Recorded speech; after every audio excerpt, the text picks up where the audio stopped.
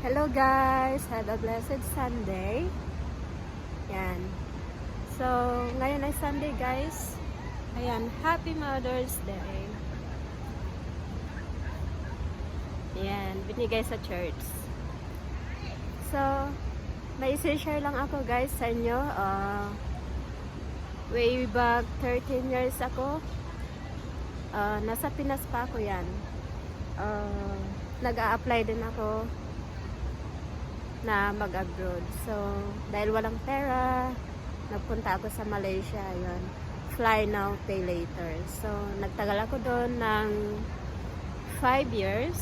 Then, after nyan, nakapag-ipon na ako guys ng pang placement fee papunta dito sa Hong Kong. So, ayan.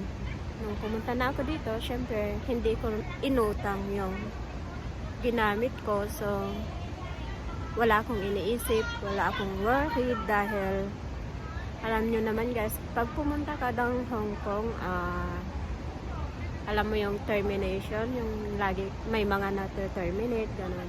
So, hindi ako nag-alala kasi cash naman yung binayad ko, hindi ako nangutang. So, yun guys.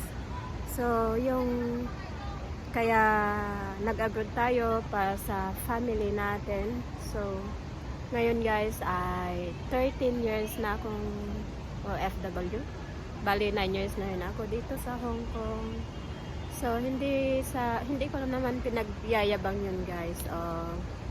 Kahit papaano, mayroon na akong konting ipon.